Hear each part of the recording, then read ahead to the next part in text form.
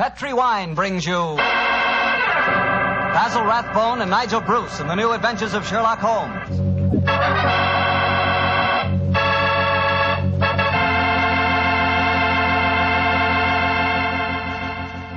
The Petri family, the family that took time to bring good wine, invite you to spend the next half hour listening to Dr. Watson tell us another exciting adventure he shared with his old friend at Master Detective Sherlock Holmes. And I'd like to tell you about something you ought to share with your family before dinner. And that's Petri California Sherry. Because Petri Sherry can make that time before dinner a high spot in your day. That Petri Sherry is a truly fine wine. Its color is a deep amber, rich and inviting. And the wine is wonderfully smooth and full-bodied. Flavor, just swell. Honestly, I mean it when I say the best beginning a good meal ever had is a glass of Petri Sherry. Oh, and look, if some of your family like their sherry dry, you know, not sweet, they'll really like Petri Pale Dry Sherry. So to be sure you please everyone, don't buy one, buy two. Buy the regular Petri Sherry and Petri Pale Dry Sherry. And be sure you look for those letters P-E-T-R-I, because they spell the proudest name in the history of American wines, Petri.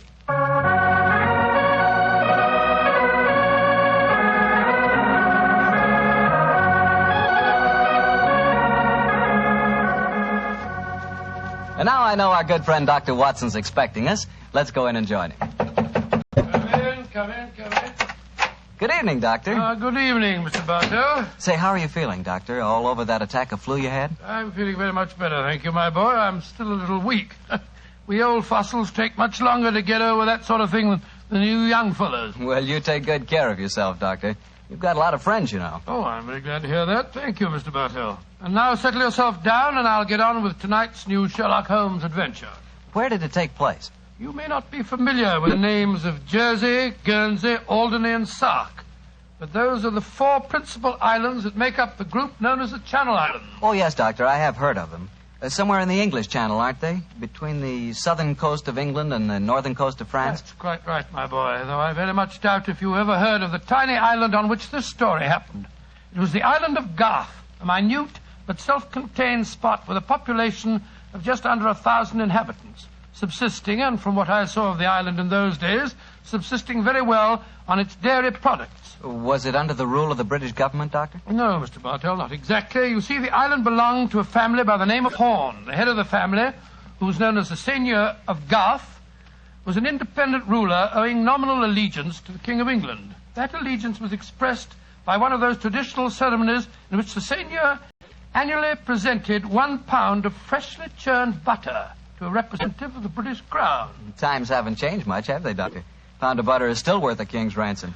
But tell me, what were you and the great Sherlock Holmes doing on the island of Garth? Well, I just coming to that, my boy, if you'll give me a minute. It was in the summer of 1896 when, to my utter amazement, Holmes informed me that we were going to the island of Garth as the official representatives of the British Crown to accept the annual presentation of butter.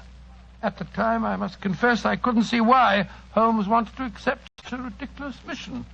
It was only as we approached the island in a small fishing boat that he told me a great deal more was at stake than a pound of butter.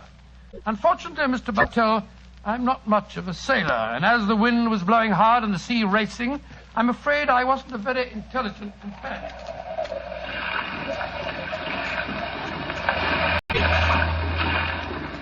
Cheer up, Watson. We'll soon be there. I hope so. I feel wretched, Holmes. I must say the whole trip seems utterly ridiculous to me.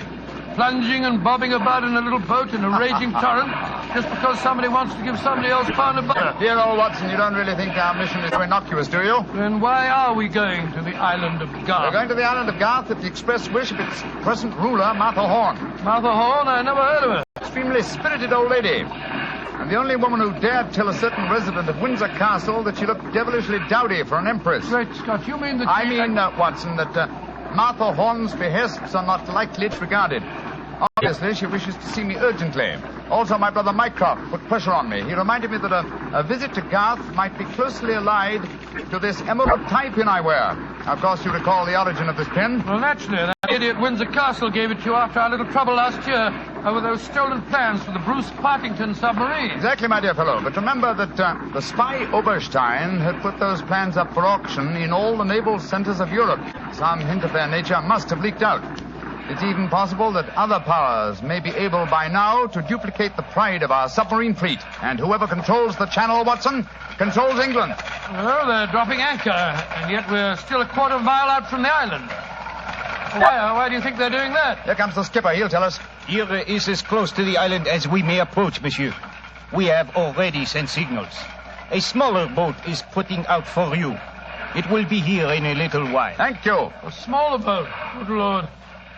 Holmes, you were hinting at the naval significance of the island of Garth. Yes, old chap, I was. Well, what good would it be as a port if even a small boat like this can only come within half a mile of it? For a surface vessel, no. But we were speaking of submarines. Garth, I learned from the encyclopedia, boasts a magnificent interior cavern accessible only through underwater channels. Great Scott, an ideal natural harbor and dry dock for a submarine fleet. Precisely. And on the control of the island of Garth, Watson, may well rest the fate of the British Isles. Now, old chap, perhaps you see why Mycroft was so anxious for us to collect a pound of butter.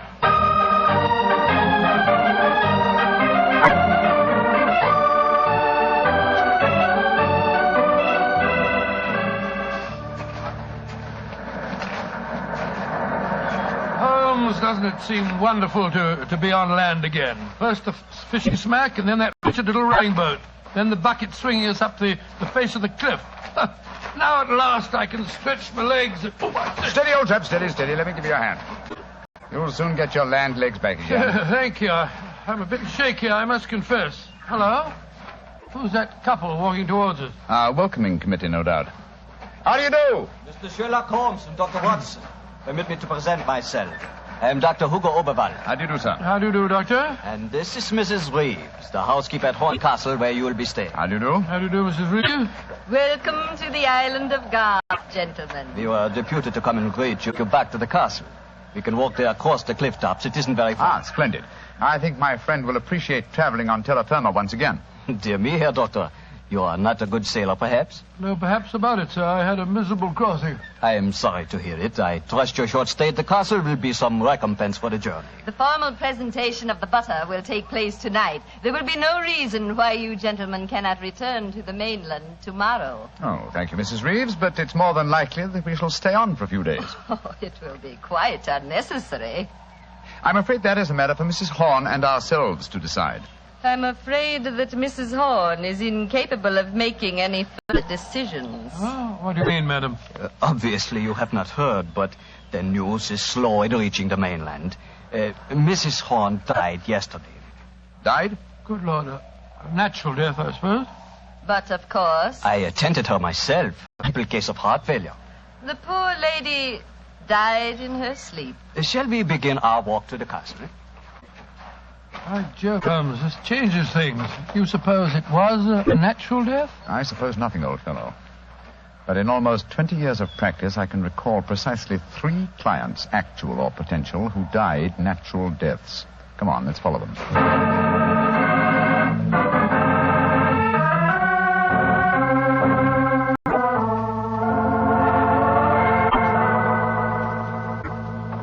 Mr. Sherlock Holmes, Dr. Watson, this is Mr. Christopher Horn, grandson of Mrs. Horn and the new ruler of Garth. How do you do? Hello. How do you do, sir? It's very nice of you fellows to come over here. Too bad you had to arrive just as the poor old gal kicked the bucket, though. Allow me to offer my condolences on your grandmother's death, sir. Yes, yes, indeed, Mr. Horn. Thank you. It was a ghastly business. I found her, you know. Christopher. Frightful sight. There was an awful silly grin on the old dear's face, and...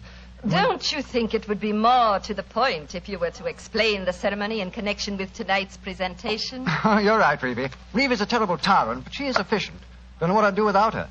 Always ran everything for poor old Granny. Why, when the old girl was ill, she... Christopher, I gave you a schedule of the ceremonies this morning. What did you do with it? Dash it, Reeve, I don't know. Must have lost it. And I have my own copy in the study. I swear I don't know what I'd do without you. Excuse us a moment, gentlemen. I'll be back in a jiffy. Holmes, what in thunder's going on here? That boy's completely under the thumb of Mrs. Reeves. He was trying to tell us something, but that frightful woman kept changing the subject. He spoke of an awful, silly grin on the dead woman's face. Didn't that suggest something to you? By Jove, that's one of the characteristic symptoms of strychnine poisoning. Exactly, old fellow. And perhaps he was going on to mention the equally characteristic arching of the body.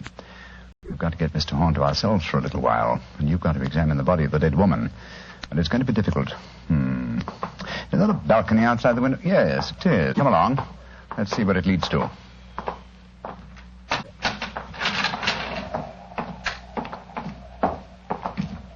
The balcony seems to lead right round this particular wing of the castle. Must have served as a lookout in the olden days. I wish the balcony were a little wider. Must be a sheer drop of a couple of 100 feet down to the rocks below. Yeah. Hello. These must be the windows of the room adjoining the one we just came out of. Let's go a little closer, shall we? We may be able to find out something. Can you see anything?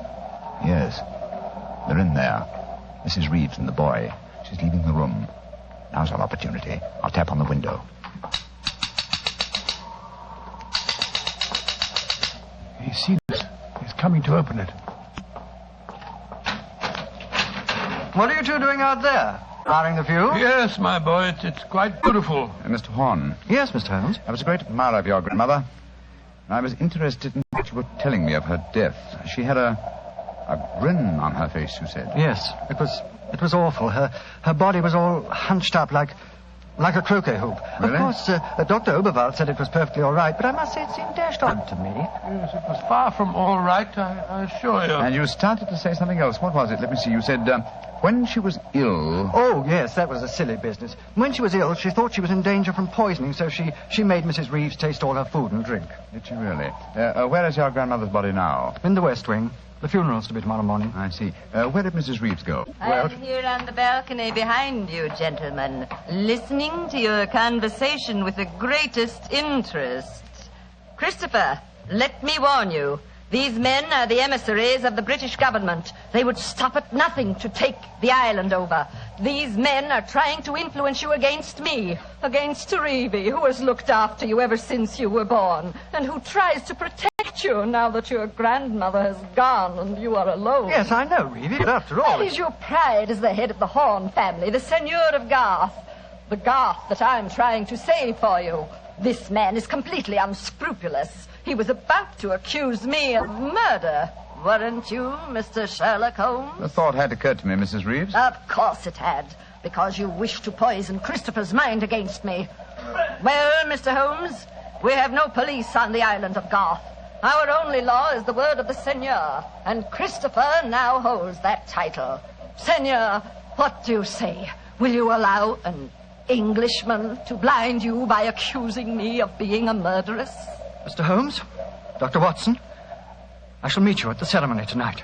Beyond that, I don't care to speak to you again. Good day. A shame to spoil your plans, isn't it, Mr. Holmes? Well, upon the soul. Magnificent, Watson. Magnificent. A murderess who seeks to defeat me by accusing herself. Superb. It's a new game, my dear fellow, and one that must be played to a finish.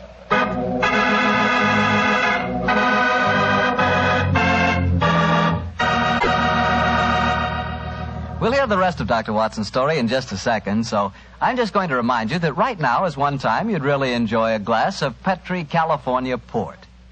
You couldn't ask for a more delicious wine. Petri Port, with its deep, rich red color and its heart of the grape flavor, is one of America's all-time favorite wines. Petri Port is wonderful after dinner and perfect to serve when company comes. Try it. But just remember that when you want the kind of port I'm talking about, you've got to make sure it's Petri Port, because all Petri wines are good wines. Dr. Watson, this is certainly an unusual story you're telling us tonight.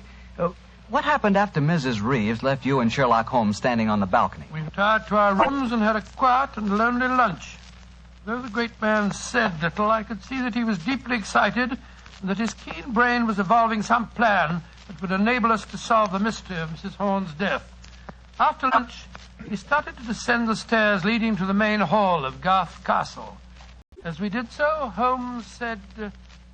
Watson, We're in no danger ourselves. Mrs. Reeves knows that we're here as emissaries of the British government. Yes, and if we didn't return with the butter within a few days, there'd be a British dreadnought here looking for us. However, I am in danger of one of my worst defeats. My professional pride is piqued. If only I could... Watson. Yes, Holmes? If at any time today I slip you a note, don't read it at once, but... Shh. Here comes Mrs. Reeves. Precisely, Watson. I entirely agree. If I do not make the test on Mrs. Horn's body within 24 hours of her death, it will be useless. I must make it by 3 o'clock this afternoon. Mr. Holmes. Oh, yes, Mrs. Reeves. I want to apologize for my behavior before lunch. I was intolerably rude. Oh, please, no. Whatever my quarrels may be with British politics, I at least owe to both of you the dues of hospitality. That's very gracious of you, Mrs. Reeves. I wonder, would your hospitality also include a personally conducted tour of the subterranean caverns for which this island has become internationally famous? Would they really interest you? Well, I'm afraid that my friend and I won't have the time. Oh, yes, not at all, Watson, not at all. We have plenty of time, as long as we're back here by 3 o'clock. I'm sure Dr. Oberwald would be delighted to join us. He has made quite a study of the unique rock formation. Oh, that's splendid. It should prove a most interesting excursion. But, Holmes, why do we want to go stomping around a lot of damp and smelly caves? Well, the exercise will do us good, old fellow. Will you lead the way, Mrs. Reeves? And please remember that it's most important that I return here... I remember, Mr. Holmes. You must be back here by 3 o'clock.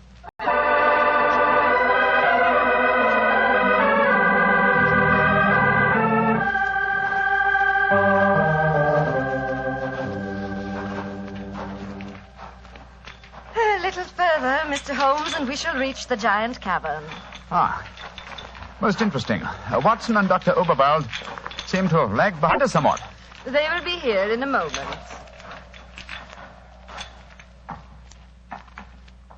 There. This is the giant cavern. Magnificent.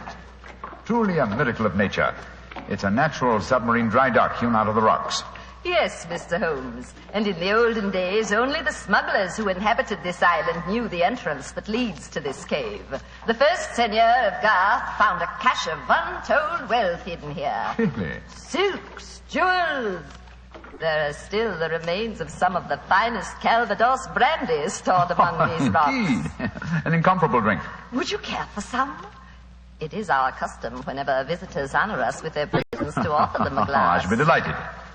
There is a natural shelf here in the rocks. Perfect hiding place. Here you are, Mr. Holmes. And here is a glass. This is a rare privilege. I imagine that very few people have been offered it. Only our most distinguished visitors, I assure you. This cavern is completely inaccessible from the outer sea, I presume. Completely.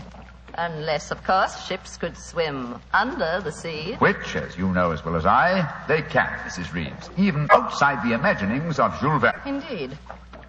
Would you care to explore a little deeper? The others will be with us soon.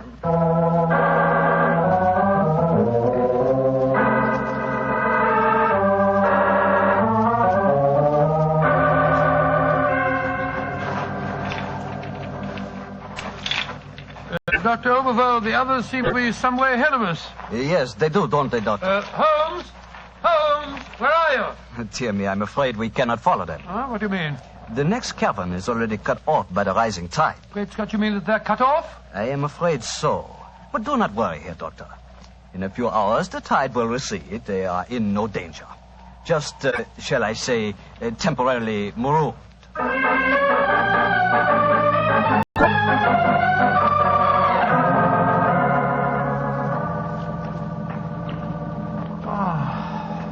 Understand it. I'm getting confoundedly sleepy. I'm so sorry. I'm afraid that we stayed here longer than I intended. I fear that we are cut off by the tides. Cut off? By the tides? We're in no danger. In a few hours, we should be able to return. But I'm afraid I cannot get you back at 3 o'clock, which was the time I promised. But it's vital. Absolutely vital that I can get back. I'm so sleepy. But please keep talking. I must keep awake.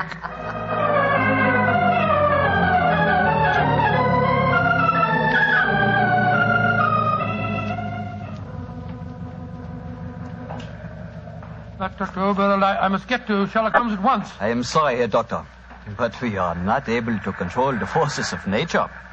We cannot force the water to recede. Your friend is in no danger. No, but he's got a most important test that he must make by 3 o'clock. I am afraid that will be impossible. I've got to do something. I should have come to these blasted caves in the first place. I don't know what on earth I ought to do. By Jove, that note that Holmes gave me, he told me to open it if... where did I put it? Ah, here it is. A note from Mr. Sherlock Holmes, eh? Vital to make medical test. Great Scott, Dr. Overall, it's absolutely necessary for me to run to the castle at once. Indeed. A note from Mr. Sherlock Holmes, and now it is most important that you return to the castle. No, my fine English friend. I am afraid I cannot allow you to. Oh, I don't know how you propose to stop me, sir. You see this revolver? And do you see this stick? I warn you, Herr Doctor. Oh, no, you don't. I'm sorry you can't hear me, Dr. Overville, but when Sherlock Holmes gives me orders, I carry them out.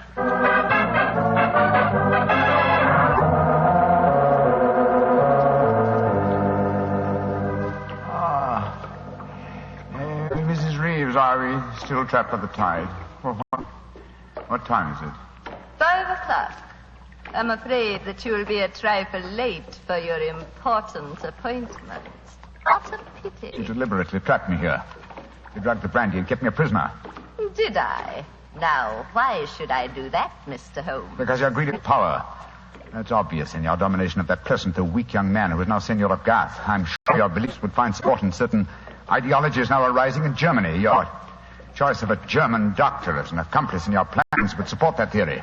And what might my plans be? I should say that you're determined to give Garth as a submarine base to Germany. With this island in their power, they could control the channel. Very interesting. And I suppose, as well as being a spy, I'm responsible for Mrs. Horn's murder? You and Dr. Oberwald between you. She was too strong for you. You had to get her out of the way. You probably made subtle attempts on her life at first, the origin of which you did not realize, but which caused her eventually to send for me. My arrival forced your hand, and so you and Dr. Oberwald resorted to the quite unsubtle expedient of poisoning her. All pure supposition, Mr. Holmes. The only law on this island is Christopher Horn. Do you suppose he'll believe you? No, I suppose he won't. You've outwitted me, Mrs. Reeves. I walked into your trap just as you intended me to. Then in that case, you may collect your pound of butter tonight and return to the mainland tomorrow. Mrs. Reeves, how much longer do we have to wait for the tide before we can make our way back to the castle? We can leave now. We could have left at any time. There's another secret entrance that is above the tide level. I merely had to make you overstay the hour of your test. I could not risk Christopher's seeing definite proof. Come now. I shall lead you back. You fool.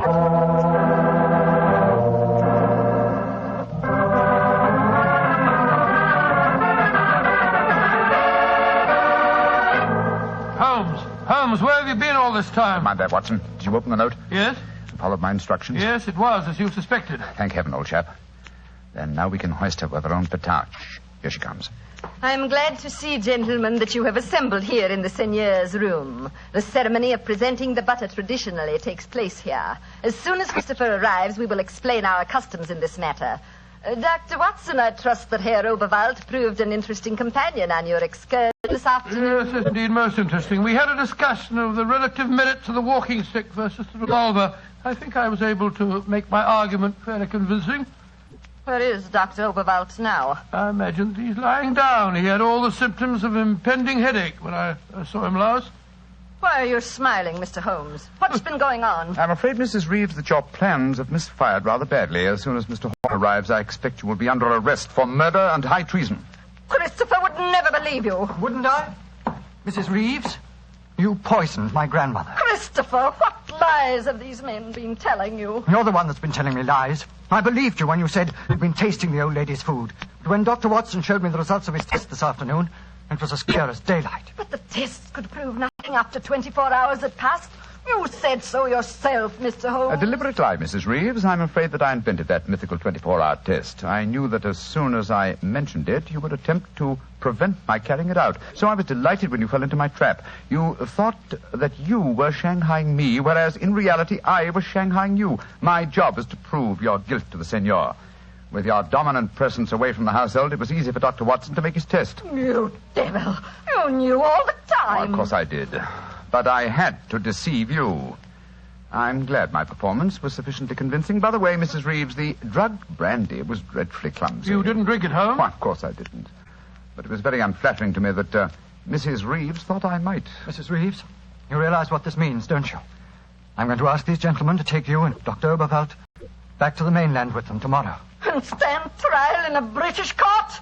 Never. I was born on the island of Garth. I have lived here all my life, and I shall die. What are you up to? Stop! She's going out on the balcony.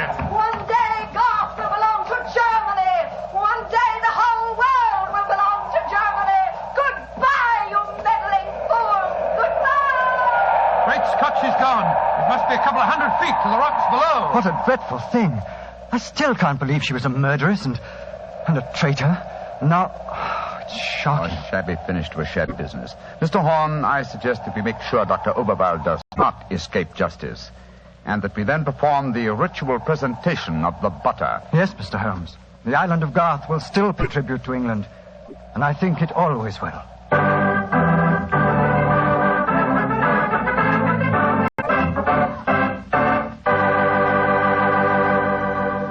Well, Doctor, that was some story. So Germany didn't get the island of Garth after all. No, Mr. Bartell. In fact, in after years, the island proved to be an invaluable submarine base for England. Say, what about the pound of butter? Did Holmes get it? Oh, yes. But why are you so interested in the butter? Are you kidding? In our house, butter is our second most favorite topic of conversation. Your second most favorite? Well, what's your favorite topic of conversation? Remember, you asked me. Petri wine. Oh, as if I didn't know. Doctor, that Petri wine is something to really talk about. You know, the Petri family has been making wine for generations. Why, the art of making fine wine is their heritage, handed down from father to son, from father to son. Believe me, when it comes to turning luscious, sun-ripened California grapes into fragrant, delicious wine, the Petri family really knows how. And they're proud of their wine, too. That's why the name Petri on a bottle of wine really means something. It's the personal assurance of the Petri family that every drop of that wine is good wine. It ought to be, because Petri took time to bring you good wine. Well, Dr. Watson, what new Sherlock Holmes adventure do you have lined up for us next week? Next week, Mr. Bartell, I'm going to tell you a story that took place on the Sussex Downs many, many years ago. It concerns a young girl, a painter in watercolors, and a very wise old lady. I call it The Adventure of the Living Doll.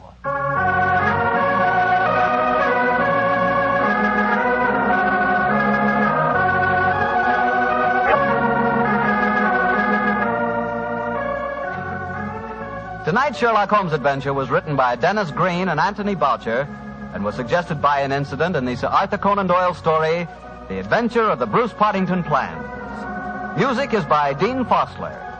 Mr. Rathbone appears through the courtesy of Metro-Goldwyn-Mayer, and Mr. Bruce through the courtesy of Universal Pictures, where they are now starring in the Sherlock Holmes series.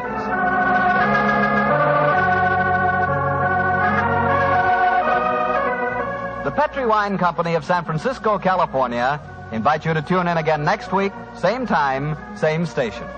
Sherlock Holmes comes to you from our Hollywood studios.